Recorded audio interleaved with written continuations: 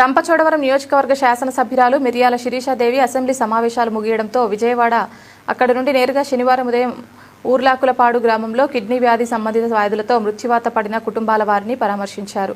ఈ సందర్భంగా ఆమె మాట్లాడుతూ గిరిజన ప్రాంత ప్రజా సంక్షేమమే ధ్యేయంగా కూటమి ప్రభుత్వం పనిచేస్తుందన్నారు. ప్రజలెవరూ ఆందోళన చెందవలసిన అవసరం లేదని, అన్ని విధాల ప్రభుత్వం తరపున నేను అండగా ఉంటానని రంపచోడవరం ఎమ్మెల్యే మిర్యాల శిరీషాదేవి స్పష్టం చేశారు. మీడియాలో వచ్చిన మరణాలపై కథనాలు వచ్చిన నాటి నుండి ఎమ్మెల్యే శిరీషాదేవి అసెంబ్లీ సమావేశాల్లో ఉన్నప్పటికీ జిల్లా ఆరోగ్య ఉన్నత అధికారులతో మాట్లాడి ఉర్లాకులపాడు గ్రామంలో ప్రత్యేక వైద్య శిబిరాలు ఏర్పాటు చేయించి పర్యవేక్షించారు.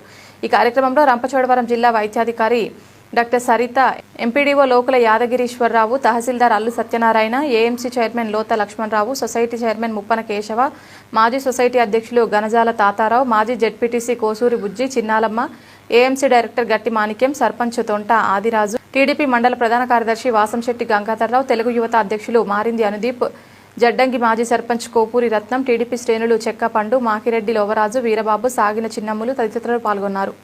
షుగర్ గానీ ఇలా చిన్న చిన్న వ్యాధులు ఉంటాయి కదా మనకి, అవి వచ్చినప్పుడు మనం మామూలు తలకాయ నొప్పేలే, కళ్ళు తిరుగుతున్నాయి అంతే కదా అని నిమ్మకాయ నీళ్ళు తాగేసి ఇంట్లో ఉంటాం. కానీ అది ఎక్కువ అయిపోయి మందులు వాడకపోతే, మనం వచ్చినటువంటి వ్యాధికి మందులు వాడకపోతే మన కిడ్నీలకి ఎఫెక్ట్ అయిపోతుంది. ఫస్ట్ ఒత్తిడి పెరిగిపోతుంది పెరిగిపోయి కిడ్నీలు పాడయ్యే అవకాశాలు ఉన్నాయి. ఇది అసలు కారణం. తర్వాత మీరు ఈ గ్రామం నుంచి ఎక్కువ మంది జడ్డంగా అన్నవరం ఎక్కడో ఆర్ఎంపీ డాక్టర్ ఉన్నారంట, అక్కడికి వెళ్తున్నారంట. బయట డాక్టర్లు నమ్మొద్దు.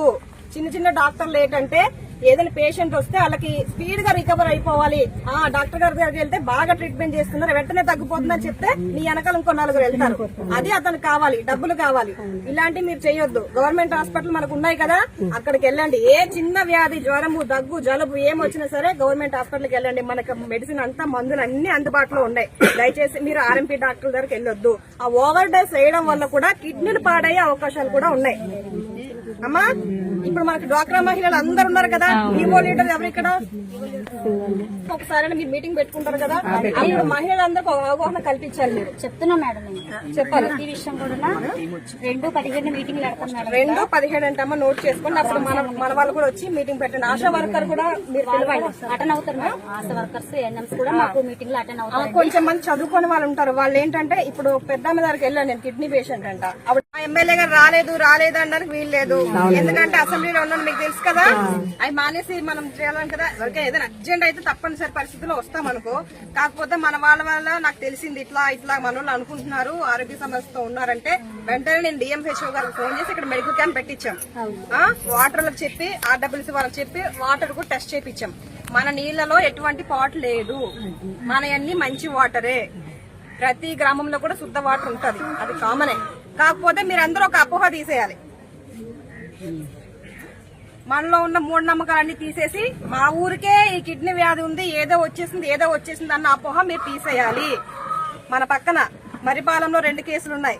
వాళ్ళు ఇక్కడికి వచ్చి వాటర్ తాగరు కదా, మరి వాళ్ళకెలా వచ్చినాయి కిడ్నీ వ్యాధులు? మరిపాలెంలో కూడా ఉన్నాయి కేసులు, రాజమండ్రిలో ఉన్నాయి. ప్రతి గ్రామంలో కూడా కిడ్నీ పేషెంట్లు ఉన్నారు.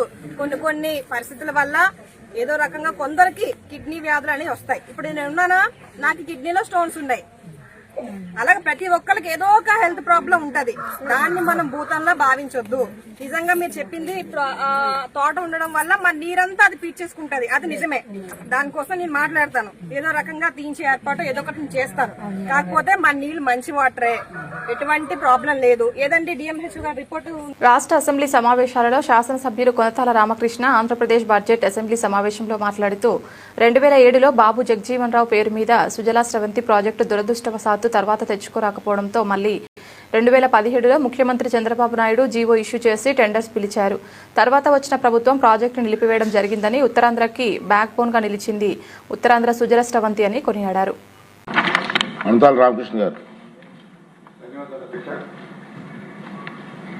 మంత్రి గారి సమాధానం చాలా విపులంగా ఇచ్చినప్పటికీ ఈ ప్రాజెక్టులో ఎటువంటి చలనం లేదు అధ్యక్ష.